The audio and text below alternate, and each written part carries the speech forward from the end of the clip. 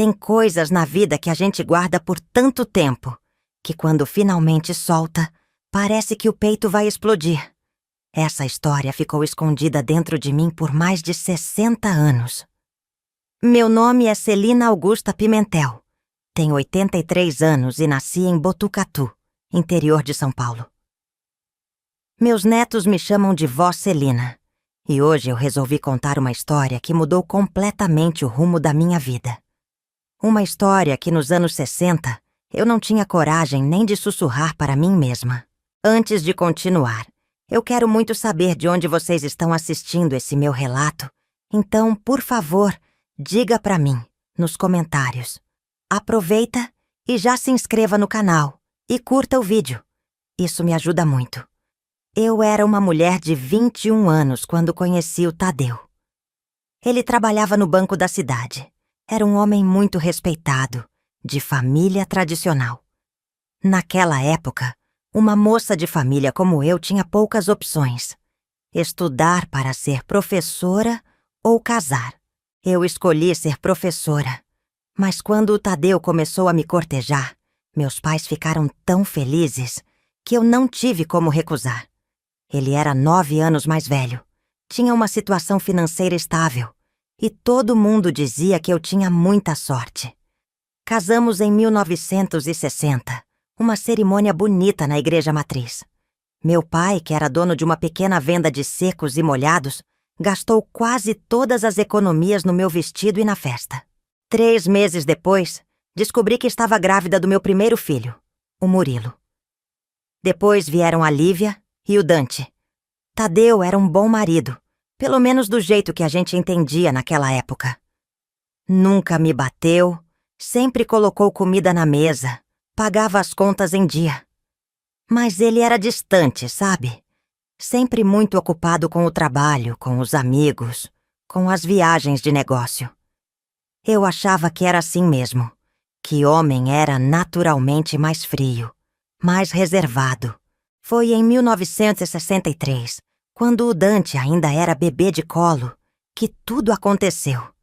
Era uma tarde de outubro, daquelas bem quentes de primavera no interior. As crianças estavam dormindo e eu resolvi arrumar o escritório do Tadeu. Ele não gostava que eu mexesse nas coisas dele, mas eu precisava limpar o ambiente. As crianças estavam com uma gripe forte e eu queria ter certeza de que a casa estava limpa, sem poeira. Quando abri a gaveta da escrivaninha, notei algo estranho. O fundo parecia mais alto do que deveria ser. Passei a mão e senti que havia algo solto. Era um fundo falso, dessas coisas que a gente nem imagina que existe na própria casa. O coração já começou a acelerar, porque na hora pensei que poderia ser alguma coisa relacionada a dinheiro. Talvez dívidas que o Tadeu estivesse escondendo de mim. Com cuidado, levantei aquele fundo falso. Não era dinheiro. Era um álbum de fotografias, pequeno, de capa preta, daqueles que se comprava na papelaria do centro. Sentei na cadeira do escritório e comecei a folhear. Nas primeiras páginas havia fotos normais do Tadeu mais jovem, antes de me conhecer. Ele numa praia que eu não reconheci, numa festa de formatura com amigos. Mas quando cheguei na metade do álbum, minhas mãos começaram a tremer.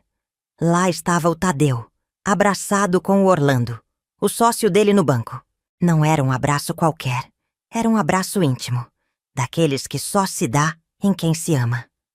Na foto seguinte eles estavam numa cabana, parecia ser no interior, talvez na fazenda da família do Orlando. Estavam sem camisa, sorridentes, com copos de bebida na mão. Virei a página e senti como se tivesse levado um tapa. Eles estavam se beijando. Uma foto tirada de longe, talvez por algum amigo. Mas era inconfundível. Meu marido e o melhor amigo dele. O homem que vinha com a esposa e os filhos almoçar na nossa casa aos domingos depois da missa. Naquele momento, algo morreu dentro de mim. Não era apenas a traição. Era tudo o que eu acreditava sobre minha vida, sobre meu casamento, sobre quem eu era. Foi como se o chão tivesse sumido debaixo dos meus pés. Lembro que o bebê chorou no quarto, mas eu não conseguia me mover. Fiquei ali, paralisada, as lágrimas escorrendo pelo rosto, sem fazer barulho. Havia mais fotos, eles em diferentes lugares, sempre juntos, sempre com aquele olhar de cumplicidade que eu nunca tinha visto no rosto do meu marido quando ele olhava para mim. Tinha cartas também, guardadas entre as páginas do álbum. Cartas de amor, escritas à mão, com a letra caprichada do Orlando. Frases como: "Sinto sua falta todos os dias" e "Um dia vamos poder viver nosso amor sem medo". Só consegui fechar o álbum quando ouvi o choro do Dante ficar mais forte.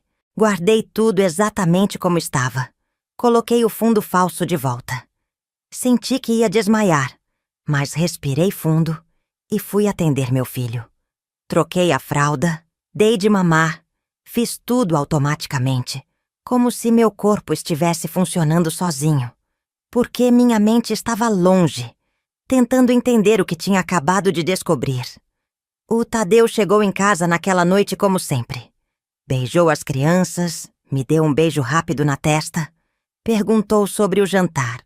Eu servi a comida. Conversamos sobre coisas sem importância. Ele não percebeu nada. Ou talvez tenha percebido e fingiu que não. Não sei. Eu estava em choque, sem saber o que fazer, o que dizer. Naquela noite, não consegui dormir. Olhava para o homem ao meu lado na cama e me perguntava quem ele realmente era. Como eu não tinha percebido antes. Comecei a lembrar de pequenos detalhes. O jeito como ele e Orlando se olhavam nas reuniões de família, as viagens de negócios que sempre coincidiam, as ligações telefônicas que ele atendia em voz baixa, as vezes em que eu o encontrava pensativo, olhando para o nada. A verdade é que eu tinha ignorado muitos sinais. Talvez por medo, talvez por ingenuidade. Naquela época, ser homossexual era considerado doença, pecado.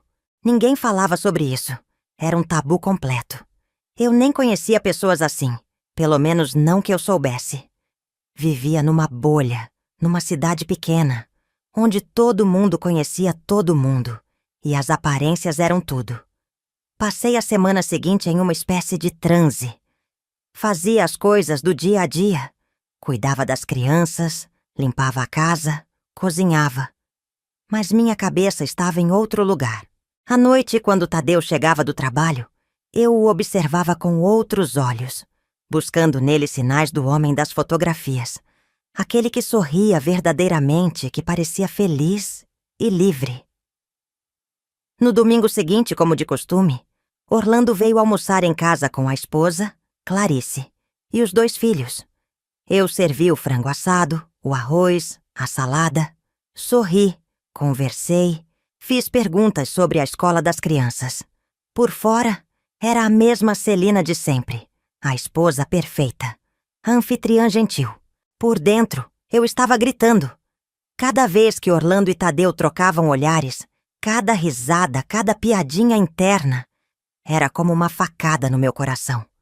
Naquela tarde, quando todos foram embora, eu fiquei olhando pela janela enquanto as 2 famílias se despediam. Vi quando Orlando deu um tapinha nas costas de Tadeu, um gesto casual, mas seus dedos demoraram um pouco mais que o necessário. Vi o olhar que trocaram, um olhar que dizia muito mais do que palavras, e eu soube, naquele momento, que não podia mais viver daquele jeito, fingindo que não sabia, carregando aquele segredo que não era meu. Uma semana depois da descoberta, eu finalmente criei coragem. Esperei as crianças dormirem e chamei Tadeu para conversar no escritório. Meu coração batia tão forte que eu achava que ele podia ouvir. Fechei a porta, respirei fundo e tirei o álbum de dentro da sacola onde eu o tinha escondido. Coloquei-o sobre a mesa, entre nós 2. Vi o rosto dele empalidecer, os olhos se arregalarem em choque e medo. Naquele momento, antes mesmo de qualquer palavra ser dita, eu soube que nossa vida nunca mais seria a mesma. "Eu encontrei isso, Tadeu", eu disse, a voz trêmula, mas firme. E acho que nós precisamos ter uma conversa que já deveria ter acontecido há muito tempo. Ele olhou para o álbum, depois para mim. E eu vi algo se quebrar dentro dele também. Nós dois ali, face a face, com uma verdade grande demais para aquela sala pequena. Grande demais para a vida que tínhamos construído juntos. Aquela noite da confrontação foi apenas o começo de um período sombrio na minha vida. Tadeu ficou paralisado, olhando para o álbum durante o que pareceu uma eternidade. Quando finalmente levantou os olhos, vi neles algo que nunca tinha visto antes. Medo genuíno e, ao mesmo tempo, um estranho alívio. Como você encontrou isso? Foi a primeira coisa que ele perguntou, a voz quase um sussurro. Contei sobre a limpeza, o fundo falso. Ele passou a mão pelo rosto, afundou-se na cadeira como se tivesse envelhecido 10 anos em 10 minutos. Não havia negação, não havia raiva. Só uma resignação silenciosa, como se estivesse esperando por esse momento há anos. Celina, Ele começou, mas as palavras pareciam travar na garganta. É verdade, Tadeu? Você e o Orlando? Perguntei, mesmo já sabendo a resposta. Precisava ouvir da boca dele. Ele assentiu lentamente, os olhos marejados. Eu nunca quis te magoar. Aquela frase, tão simples, tão comum, me atravessou como uma lâmina. Eu queria gritar, jogar coisas, desmoronar ali mesmo. Mas havia 3 crianças dormindo nos quartos.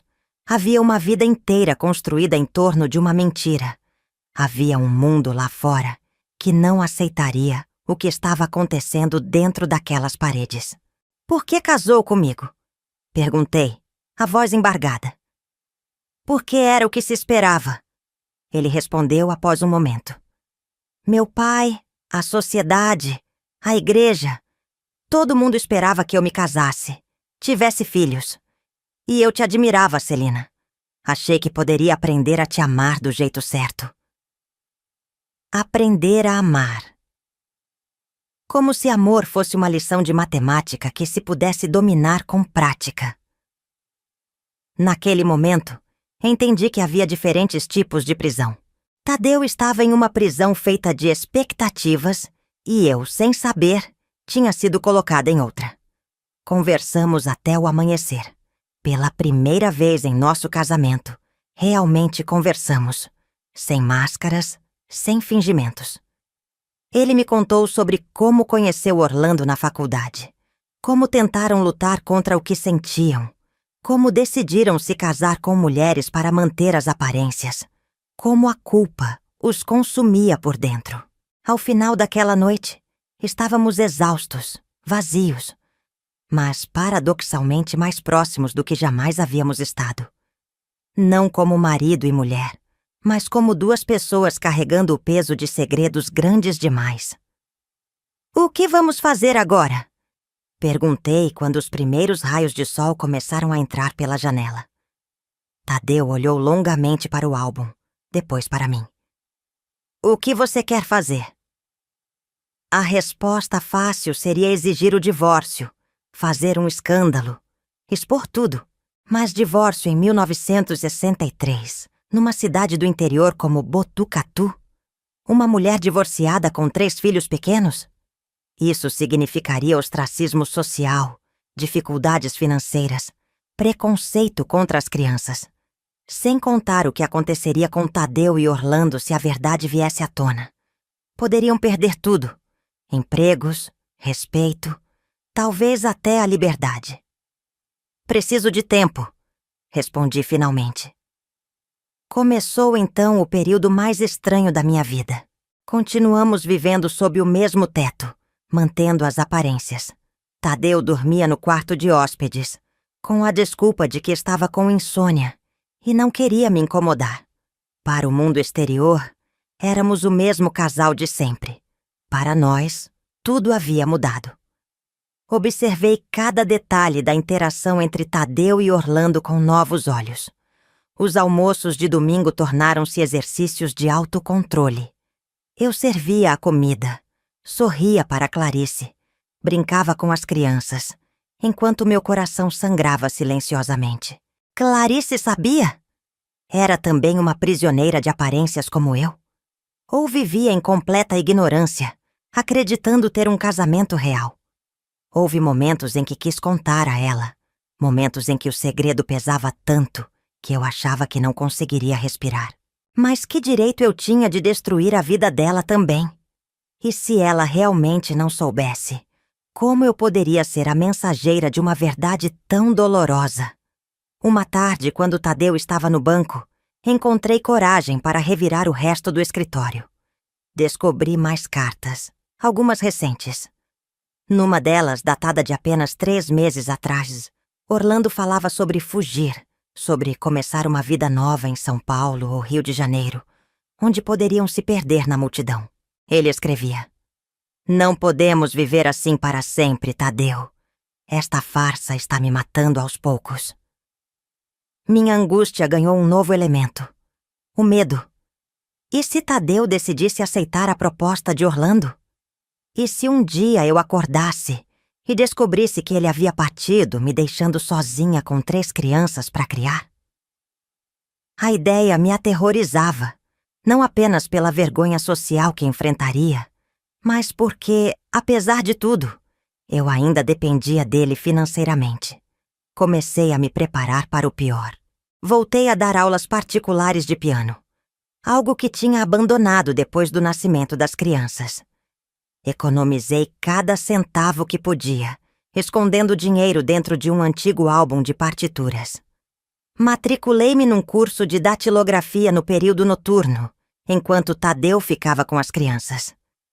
Ele não questionou, talvez aliviado por eu estar construindo minha própria independência.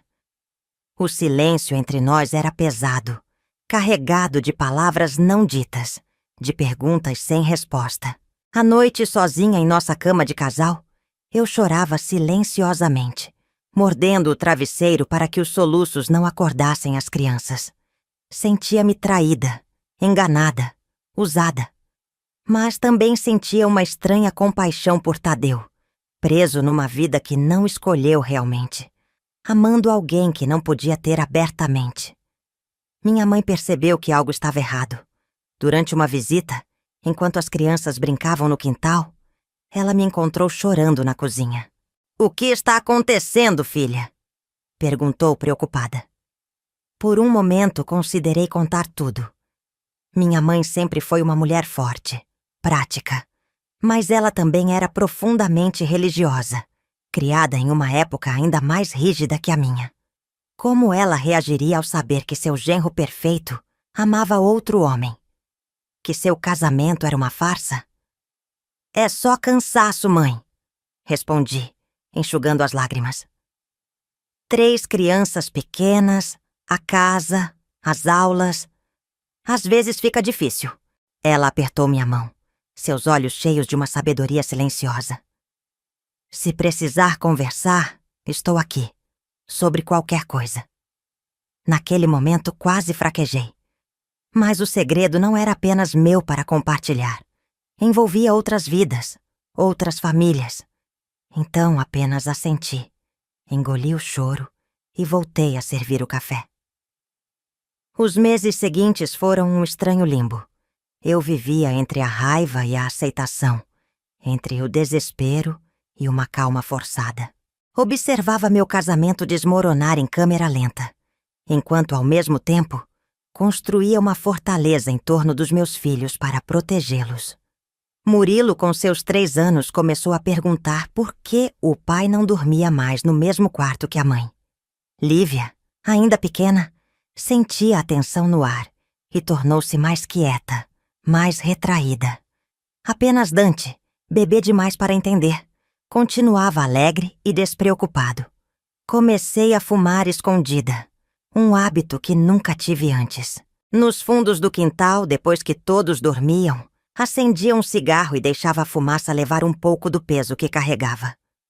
Foi durante uma dessas noites de solidão e cigarros que tomei minha decisão. Não podia continuar vivendo naquele purgatório emocional. Precisava de uma resolução, um caminho a seguir. Não pelo bem de Tadeu ou Orlando, mas pelo meu próprio bem e o das crianças. Numa sexta-feira de abril de 1964, pedi à minha vizinha Iracema que ficasse com as crianças e fui até o banco. Era a primeira vez que visitava Tadeu no trabalho desde a descoberta do álbum. O prédio imponente, com suas colunas de mármore e piso de granito, sempre me intimidou. Entrei hesitante, observada pelos olhares curiosos dos funcionários que me reconheceram como a esposa do senhor Tadeu. Orlando estava lá, sentado em sua mesa, assinando alguns papéis. Nossos olhares se cruzaram brevemente. Vi surpresa em seus olhos, depois algo como culpa ou vergonha. Ele rapidamente desviou o olhar e fingiu concentração nos documentos à sua frente. Tadeu saiu de sua sala ao ser informado da minha presença. Parecia preocupado, talvez imaginando que algo tinha acontecido com as crianças. Celina, está tudo bem? Precisamos conversar, respondi mantendo a voz firme, apesar do tremor interno. Não aqui, em casa e à noite. Ele assentiu lentamente, uma sombra de apreensão cruzando seu rosto. Estarei em casa cedo. Pá! Saí do banco sentindo-me estranhamente leve, como se tivesse dado o primeiro passo para sair de um labirinto escuro. No caminho de volta passei pela igreja matriz e, num impulso, entrei. Sentei-me no último banco e fiquei ali, olhando para o crucifixo. Não exatamente rezando, mas buscando uma força que parecia ter me abandonado. Aquela noite marcaria o fim do silêncio e da angústia.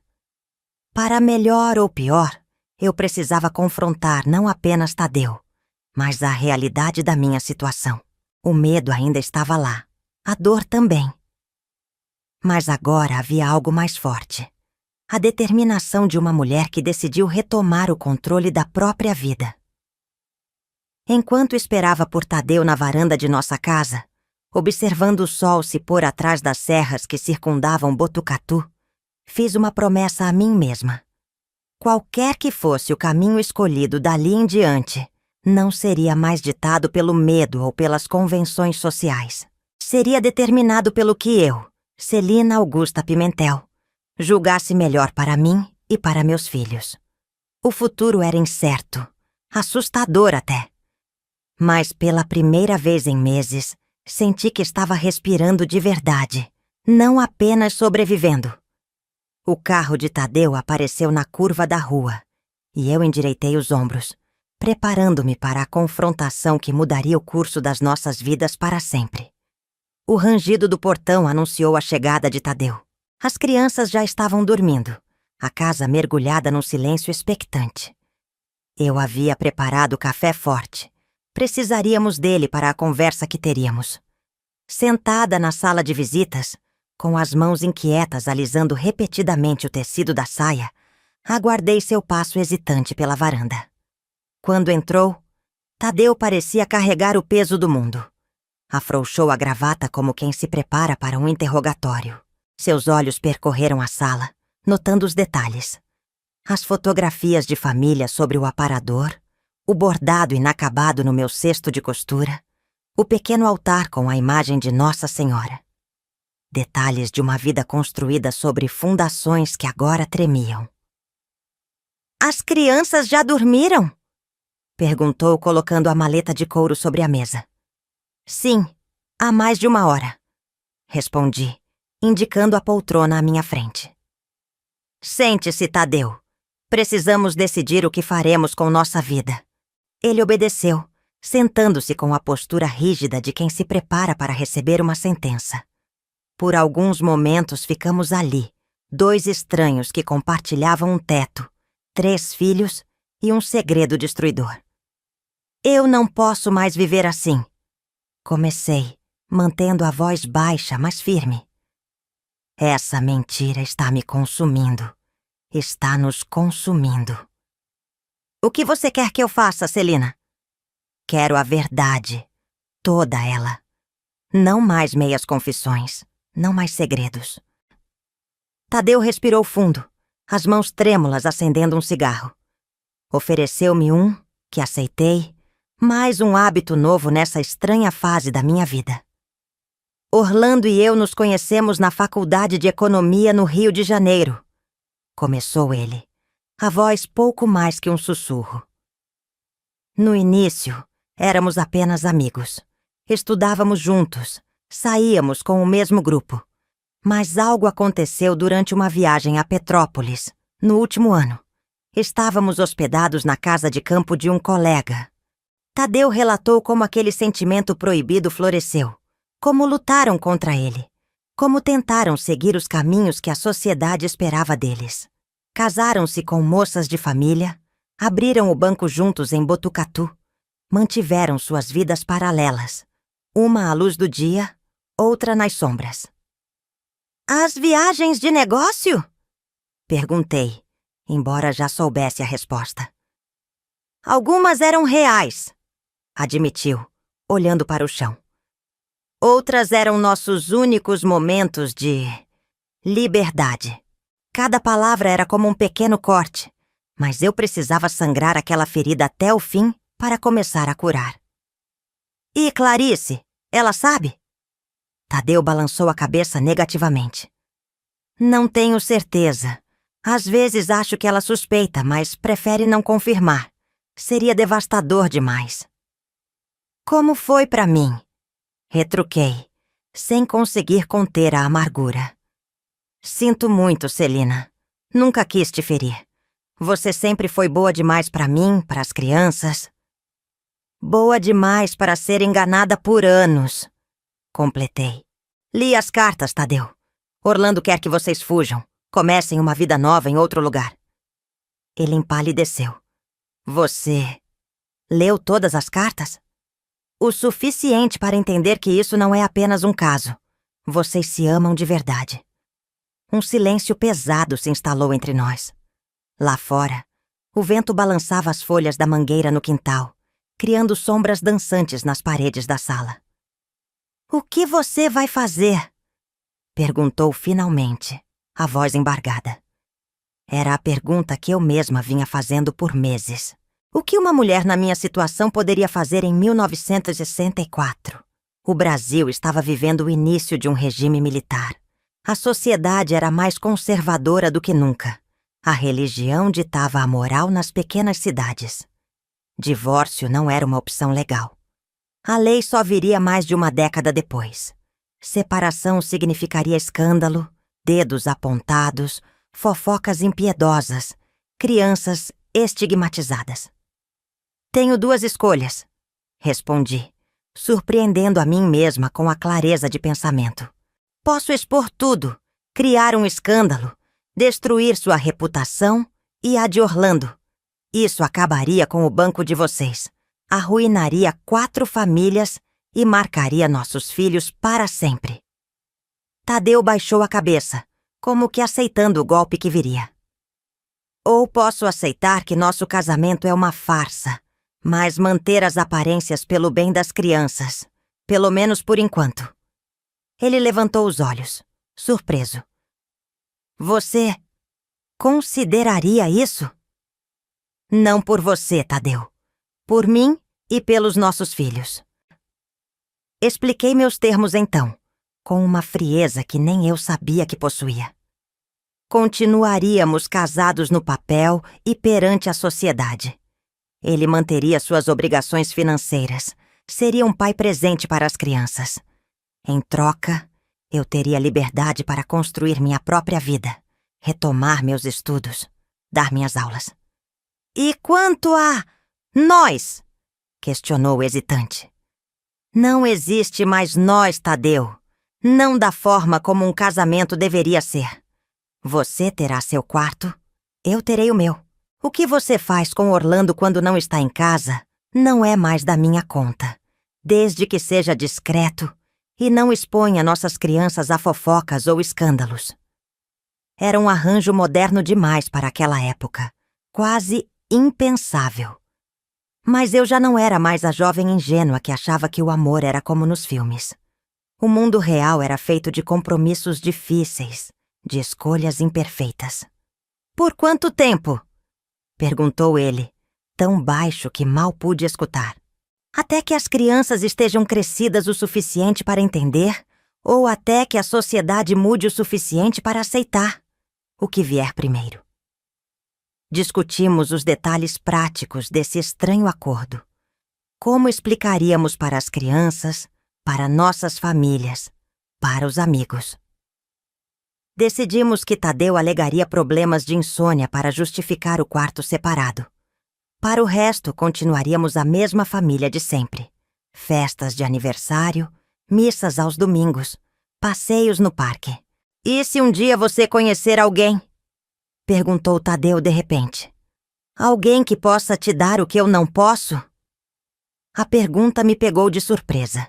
Eu estava tão concentrada em sobreviver ao presente que mal tinha considerado essa possibilidade. Não estou procurando ninguém, respondi sinceramente.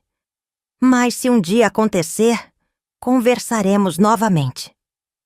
Quando finalmente nos despedimos, já passava da meia-noite. Tadeu foi para o quarto de hóspedes, que agora seria oficialmente dele. Eu voltei para nossa antiga cama de casal, subitamente grande demais para uma pessoa só. Foi uma noite de lágrimas silenciosas, de luto por um casamento que nunca foi real, por sonhos que nunca se realizariam. Mas também foi uma noite de estranho alívio, como se um peso tivesse sido removido do meu peito. A verdade, por mais dolorosa que fosse, era mais leve de carregar que a mentira. Na manhã seguinte, o sol nasceu como sempre, indiferente aos dramas humanos. Preparei o café da manhã para as crianças, ajudei Murilo com seus sapatos, prendi o cabelo de Lívia com fitas coloridas, troquei a fralda de Dante. Tadeu apareceu na cozinha, olheiras profundas denunciando sua noite sem sono. Sentou-se à mesa, fingindo normalidade. As crianças, absortas em seu mundo inocente, não perceberam a tensão que vibrava no ar. Aquele foi o primeiro dia de nossa nova vida. Uma vida construída sobre uma mentira acordada, um teatro cuidadosamente ensaiado para o benefício de todos, menos nosso. As semanas seguintes foram um exercício de autocontrole. Continuei com minhas aulas de piano, agora expandindo para mais alunos. Matriculei-me num curso de administração por correspondência. Aos poucos, construí uma identidade para além de esposa do banqueiro Tadeu. Os almoços de domingo com Orlando e Clarice continuaram, agora carregados de significados ocultos, olhares que diziam mais que palavras. Observava Clarice com outros olhos, buscando sinais de que ela também vivia uma mentira. Ela parecia genuinamente feliz, orgulhosa do marido bem-sucedido, dedicada aos filhos. Seria possível que não soubesse? Ou seria uma atriz ainda melhor que eu? Uma tarde, enquanto nossas crianças brincavam no quintal, Clarice se aproximou de mim na cozinha. Está tudo bem entre você e Tadeu? Perguntou suavemente, enquanto me ajudava a lavar a louça. Senti o sangue gelar nas veias. Por que pergunta? Vocês parecem diferentes. Há uma distância. Orlando mencionou que Tadeu anda preocupado. Forcei um sorriso, as mãos trêmulas dentro da água ensaboada. São apenas preocupações com o banco, com a situação política do país. Você sabe como são os homens. Levam os problemas do trabalho para casa. Ela assentiu, parecendo aceitar a explicação, mas seus olhos diziam outra coisa. Por um momento, considerei contar tudo a ela, criar uma aliança de mulheres enganadas. Mas que direito eu tinha de destruir sua felicidade, mesmo que baseada em ilusões? Em junho daquele ano, Tadeu chegou em casa com uma proposta inesperada. O banco abriria uma filial em Campinas, cidade maior, mais anônima. Seria uma oportunidade de recomeço para todos nós. Poderíamos ter uma casa maior, as crianças iriam para escolas melhores. Argumentou sentado à mesa da cozinha, enquanto eu preparava o jantar. E seria mais fácil para nossa situação. Entendi o subtexto. Numa cidade maior, nosso arranjo em comum chamaria menos atenção. Tadeu e Orlando poderiam ser mais discretos em seus encontros. E eu, talvez, encontraria mais oportunidades de crescimento profissional. Vou pensar, respondi, nem aceitando nem recusando de imediato. Por semanas pesei os prós e contras de tal mudança. Deixar Botucatu significava abandonar minha rede de apoio, minha família, minhas amigas, meus alunos de piano. Mas também oferecia a chance de um novo começo, longe dos olhares curiosos que já começavam a notar as mudanças em nosso casamento. Em julho, tomei minha decisão. Iríamos para Campinas, não pelos motivos de Tadeu, mas pelos meus próprios. Numa cidade maior, eu poderia retomar meus estudos na universidade, expandir meu círculo social, oferecer melhores oportunidades para meus filhos. Comunicamos a decisão às famílias. Minha mãe chorou, preocupada com a distância. Meu pai, orgulhoso do sucesso do genro, ajudou com os preparativos da mudança. Vendemos nossa casa em Botucatu e compramos uma nova em Campinas, um sobrado espaçoso com quartos suficientes para manter nosso acordo de dormitórios separados. Em setembro de 1964, deixamos para trás a cidade que tinha sido palco de nosso casamento, do nascimento de nossos filhos e da morte de nossas ilusões. Na manhã da partida, fiz uma última visita à igreja matriz. Não rezei por milagres ou reconciliações impossíveis. Rezei por força para o novo capítulo que se iniciava, por sabedoria para guiar meus filhos, por paz para meu coração ferido. Enquanto o carro se afastava de Botucatu, observei pelo retrovisor as serras ficando para trás. As crianças, animadas com a aventura, cantarolavam no banco traseiro. Tadeu dirigia em silêncio, os olhos fixos na estrada à frente. Naquele momento compreendi que a confrontação não havia terminado no dia em que confrontei Tadeu com o álbum. Era um processo contínuo.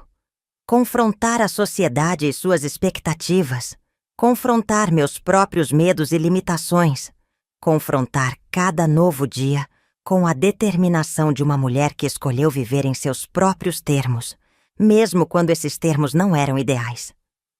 O álbum de fotografias, causa de tanta dor, viajava conosco, escondido entre minhas roupas, não por masoquismo ou vingança, mas como um lembrete constante de que as aparências enganam, de que a vida raramente segue os roteiros que planejamos, e de que, às vezes, a maior coragem está não em lutar contra a maré, mas em aprender a nadar em águas turbulentas. A estrada para Campinas serpenteava à nossa frente, cheia de curvas e incertezas, assim como o futuro que nos aguardava. Eu não sabia então o que nos esperava naquela nova cidade, mas sabia que já não era mais a mesma Celina que um dia sonhou com o príncipe encantado. Era uma mulher que havia encarado a verdade mais dolorosa e sobrevivido para contar a história. Campinas nos recebeu com o burburinho típico de uma cidade em crescimento. Era 1964 e o Brasil experimentava mudanças profundas, não apenas políticas, com o regime militar recém-instalado, mas também sociais e econômicas. Indústrias surgiam, a classe média expandia-se, e em meio a esse turbilhão, nossa família tentava encontrar seu lugar com seu próprio segredo. Nossa casa nova ficava no bairro Cambuí, uma área arborizada e respeitável. Os vizinhos eram educados, mas não invasivos. Exatamente o que precisávamos. Tadeu e Orlando abriram a filial do banco no centro da cidade, rapidamente estabelecendo-se na comunidade financeira local. Eu matriculei as crianças em uma escola tradicional católica e comecei a reconstruir minha rotina. Os primeiros meses foram de adaptação. Murilo, então com 4 anos, sentia falta dos amigos de Botucatu. Lívia, sempre mais reservada, retraiu-se ainda mais no novo ambiente. Apenas Dante, ainda bebê, parecia indiferente à mudança. Eu me dividia entre cuidar deles, estabelecer nossa nova vida e lidar com a estranha dinâmica do meu casamento de fachada. Tadeu e eu mantínhamos uma cordialidade estudada, como atores em uma peça bem ensaiada. Jantávamos juntos com as crianças, discutíamos questões práticas sobre a casa e a educação dos filhos. Aparecíamos juntos em eventos sociais. Para todos os efeitos, éramos um casal perfeitamente normal. O bem-sucedido gerente de banco e sua dedicada esposa. Mas as noites eram silenciosas, cada um em seu quarto, cada um com seus pensamentos. Às vezes, nas madrugadas, eu ouvia Tadeu soluçar baixinho, ou o telefone tocar uma vez e parar. Um código que ele e Orlando haviam estabelecido. Eu fingia não perceber, assim como ele fingia não notar os livros de psicologia e sociologia que eu comecei a trazer para casa. Em 1965, consegui uma vaga no departamento de música da Unicamp, como professora de piano. Era apenas um trabalho de meio período, mas representava um passo importante para minha independência. Enquanto Tadeu se ocupava com o banco em franco crescimento, eu dividia meu tempo entre o trabalho, as crianças e os estudos. Matriculei-me em um curso de pedagogia, realizando finalmente o sonho interrompido pelo casamento. Clarice e Orlando também se mudaram para Campinas poucos meses depois de nós. Estabeleceram-se em um bairro próximo, e nossos encontros de domingo continuaram, agora em um novo cenário. Clarice e eu desenvolvemos uma amizade peculiar. Duas mulheres unidas por uma verdade que nunca mencionávamos, mas que pairava entre nós como um fantasma silencioso. Foi durante um desses almoços em 1966 que notei algo diferente no comportamento de Clarice. Seus olhos estavam vermelhos, suas mãos tremiam ligeiramente ao servir o café. Quando as crianças saíram para brincar no quintal e os homens se retiraram para discutir negócios no escritório, finalmente nos vimos sozinhas. "Você está bem?" Perguntei, tentando soar casual enquanto lavávamos a louça juntas. Clarice hesitou, as mãos imóveis dentro da água ensaboada. Então, sem aviso, começou a chorar. Um choro silencioso, contido, como se estivesse acostumada a sofrer sem fazer barulho. "Eu sei, Celina!" sussurrou finalmente, olhando para a janela para garantir que ninguém nos ouvia. "Eu sei sobre eles." O mundo pareceu parar naquele instante. Pousei o prato que estava secando e olhei para ela, incapaz de negar ou confirmar. Não era meu segredo para contar. "Há quanto tempo?" perguntei simplesmente. "Anos", respondeu, enxugando as lágrimas com o avental. "Talvez desde sempre, no fundo. Mas ontem encontrei cartas. Cartas que Orlando guardava em uma caixa de sapatos no fundo do armário. Naquele momento, vi meu próprio passado refletido nos olhos dela. O choque, a dor, a sensação de traição. Mas também vi algo mais. Uma força que talvez ela mesma não soubesse que possuía. "O que você vai fazer?" perguntei, a mesma pergunta que havia feito a mim mesma tantas vezes. Clarice respirou fundo, recuperando a compostura. "O que você fez, Celina? Porque eu sei que você sabe. Vejo nos seus olhos quando eles estão juntos. Vejo na distância entre você e Tadeu." Naquela tarde, enquanto nossos maridos conversavam no escritório e nossas crianças brincavam inocentemente no jardim, contei a Clarice toda a verdade. O álbum de fotografias, a confrontação, nosso acordo silencioso. Ela ouviu sem interromper, ocasionalmente assentindo, como se cada palavra minha confirmasse suspeitas há muito enterradas. "Não sei se tenho sua força", confessou quando terminei. "Não sei se posso viver uma mentira, mesmo que seja pelo bem dos meus filhos." "Não é força, Clarice", respondi. "É sobrevivência. E cada uma de nós sobrevive do jeito que pode." Aquela conversa marcou o início de uma nova fase. Clarice e eu formamos uma aliança silenciosa. Duas mulheres navegando em águas perigosas, apoiando-se mutuamente quando o peso da verdade se tornava insuportável. Enquanto nossos maridos viviam seu amor proibido nas sombras, Construímos nossa própria rede de apoio à luz do dia. Em 1968, quando o país se fechava ainda mais sob o AI-5, nossa pequena comunidade de segredos encontrou um novo equilíbrio. Tadeu e Orlando prosperavam no banco, agora com 3 filiais espalhadas pelo interior paulista. Clarice havia aberto uma pequena loja de artesanato no centro de Campinas, canalizando sua dor em criatividade. Eu estava prestes a me formar em pedagogia, dividindo meu tempo entre a universidade, as aulas de piano e a criação dos meus filhos, agora com 8, 6 e 5 anos. Foi nesse período que conheci Augusto, professor de história na faculdade onde eu estudava. Viúvo recente, com uma filha adolescente, ele passou a frequentar os mesmos círculos acadêmicos que eu. Nossos encontros foram se tornando mais frequentes. Um café após as aulas, uma conversa sobre livros na biblioteca, um convite para assistir a uma apresentação de música clássica.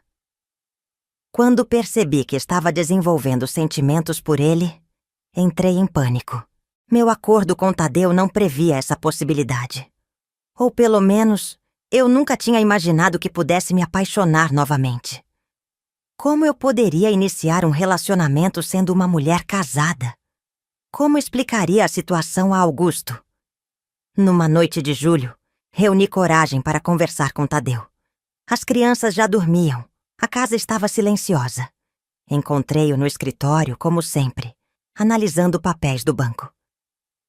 Precisamos conversar sobre nosso acordo, comecei, sentando-me à sua frente. Tadeu tirou os óculos, esfregando os olhos cansados. Aos 39 anos, já apresentava fios grisalhos nas têmporas e linhas de expressão ao redor dos olhos. A vida dupla também cobrava seu preço dele. "O que houve?" perguntou preocupado. "Você mudou de ideia?"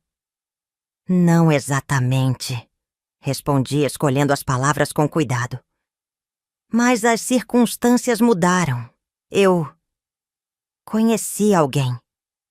Tadeu ficou em silêncio por um momento, processando a informação. Depois, para minha surpresa, um pequeno sorriso surgiu em seus lábios. "Era apenas questão de tempo", disse ele com uma gentileza que me desarmou. "Você merece ser feliz, Celina. De verdade." Discutimos os aspectos práticos dessa nova situação. Como explicaríamos aos filhos, à sociedade? Decidimos que eu poderia ver Augusto discretamente, desde que mantivéssemos as aparências em público. Não era ideal, mas era o melhor que podíamos fazer naquela época, naquele país. Meu relacionamento com Augusto desenvolveu-se lentamente, com a cautela de 2 adultos que carregavam suas próprias cicatrizes. Contei a ele uma versão simplificada da verdade, que Tadeu e eu tínhamos um casamento de aparências, que permanecíamos juntos pelos filhos. Não mencionei Orlando, não era meu segredo para revelar. Augusto, um homem à frente de seu tempo, aceitou a situação com uma compreensão que ainda me emociona quando lembro. Os anos seguintes foram um equilíbrio delicado entre mundos que não deveriam se tocar. Meus filhos cresciam, fazendo perguntas cada vez mais difíceis. Por que papai e mamãe dormiam em quartos separados? Por que o tio Orlando vinha jantar mesmo quando papai estava viajando? Quem era aquele professor que buscava mamãe na faculdade? Em 1972, quando Murilo completou 12 anos, percebi que não poderíamos manter as aparências por muito mais tempo. As crianças estavam crescendo, começando a entender o mundo ao seu redor. E eu estava cansada de viver uma mentira, mesmo que fosse uma mentira acordada. Foi Clarice quem sugeriu a solução. Durante um de nossos encontros, agora sem a presença dos maridos, ela mencionou que Orlando havia sido convidado para abrir uma filial do banco em São Paulo. "Talvez seja a oportunidade que todos nós precisamos", comentou ela, mexendo distraidamente em sua xícara de chá. "Um novo começo, uma separação mais definitiva." A ideia foi tomando forma aos poucos. Tadeu e Orlando iriam para São Paulo, oficialmente para expandir os negócios. Clarice e eu permaneceríamos em Campinas com as crianças, alegando que não queríamos interromper seus estudos. Gradualmente nos separaríamos, não legalmente, pois o divórcio ainda não era permitido, mas de fato. Quando o momento de partir chegou, em janeiro de 1973, foi com uma mistura de tristeza e alívio que me despedi de Tadeu. Apesar de tudo, havíamos construído uma parceria baseada no respeito mútuo e no amor pelos nossos filhos. Ele me abraçou longamente na plataforma da estação, sussurrando: "Obrigado por tudo, Celina. Você foi a melhor companheira que um homem como eu poderia ter." Voltei para casa sozinha, oficialmente para cuidar dos filhos, enquanto Tadeu estabelecia a nova filial. Extraoficialmente, para começar uma nova vida. Augusto e eu pudemos finalmente aparecer juntos em público, ainda com discrição, mas sem o peso constante do segredo.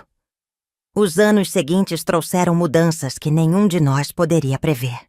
Em 1977, o Brasil finalmente aprovou a lei do divórcio. Tadeu e eu formalizamos nossa separação, assim como Orlando e Clarice. Foi um processo amigável, sem disputas ou ressentimentos. Dividimos bens, estabelecemos a guarda compartilhada dos filhos, que, àquela altura, já eram adolescentes e entendiam mais do que imaginávamos. Murilo, aos 17 anos, foi o primeiro a quem contei toda a verdade. Sentamos na varanda da nossa casa em Campinas, numa tarde de domingo, e narrei nossa história, desde o álbum de fotografias até o acordo silencioso que mantivemos por tantos anos. "Você sabia, não é?" Perguntei quando terminei, observando seu rosto pensativo. "Acho que todos nós sabíamos, de alguma forma", respondeu ele, surpreendendo-me com sua maturidade. "Lívia e eu conversávamos sobre isso às vezes, sobre como você e o pai eram mais como amigos do que como marido e mulher, sobre como ele parecia diferente quando o tio Orlando estava por perto. E você nunca nos julgou?" Murilo sorriu, um sorriso que me lembrou dolorosamente o de Tadeu quando jovem. "O que havia para julgar, mãe? Vocês fizeram o melhor que podiam, em uma época em que não havia muitas opções." Nos anos seguintes, contei a verdade também para Lívia e Dante. Cada um reagiu à sua maneira. Lívia com lágrimas silenciosas, Dante com uma aceitação que me pareceu quase anticlimática. Eles visitavam o pai e Orlando regularmente em São Paulo, construindo uma relação que, embora não convencional, era baseada em amor e respeito. Casei-me com Augusto em 1978, numa cerimônia simples no jardim da nossa casa. Tadeu e Orlando estavam presentes, sentados discretamente na última fileira. Clarice, que havia se reconciliado com sua própria história, foi minha madrinha. Meus filhos, agora adultos jovens, celebraram conosco, formando uma família que desafiava todas as convenções. Os anos se passaram. Meus filhos se formaram, casaram, tiveram seus próprios filhos. Augusto e eu envelhecemos juntos, compartilhando a paixão pela educação e pelas artes. Tadeu e Orlando viveram juntos em São Paulo até 1988, quando Orlando faleceu, vítima de um ataque cardíaco fulminante. Tadeu nunca se recuperou completamente da perda, tornando-se uma sombra do homem vibrante que havia sido. Em 1990, recebi uma ligação de Tadeu. Sua voz estava fraca, envelhecida. "Celina", disse ele, "você poderia vir a São Paulo? Há algo que preciso te entregar." Viajei no dia seguinte, encontrando-o em um pequeno apartamento no bairro de Pinheiros. Ele estava magro, abatido, mas seus olhos ainda tinham o mesmo brilho inteligente. Sem palavras, entregou-me o álbum de fotografias, o mesmo que havia encontrado naquela tarde, distante de 1963. "Isso pertence a você", disse ele. "Você guardou nosso segredo quando poderia ter nos destruído. Você nos deu uma chance de sermos felizes, à sua própria maneira. Aceitei o álbum sentindo seu peso, não apenas físico, mas simbólico. Fomos felizes, não é? Cada um à sua maneira? Tadeu assentiu, lágrimas nos olhos. Você me ensinou que há muitas formas de amar, Celina, e que a mais importante é aquela que permite que o outro seja quem realmente é. Tadeu faleceu 2 anos depois, em 1992. Ao lado de sua cama no hospital, encontrei uma carta endereçada a mim. Nela, ele me agradecia por ter sido sua companheira, sua amiga, sua cúmplice, em uma época em que o mundo não estava pronto para aceitar seu amor por Orlando. Você foi meu porto seguro quando eu mais precisava, escreveu ele. E espero ter sido, de alguma forma, um bom pai para nossos filhos. Hoje, aos 83 anos, olho para trás e vejo uma vida cheia de reviravoltas inesperadas. Augusto partiu há 5 anos, deixando um vazio que nunca será preenchido. Meus filhos me deram 7 netos maravilhosos, que agora me presenteiam com bisnetos. Clarice e eu continuamos amigas, 2 viúvas unidas por uma história extraordinária que poucos conhecem. O álbum de fotografias ainda está comigo, guardado em uma caixa na minha penteadeira. Às vezes, abro-o e observo as imagens.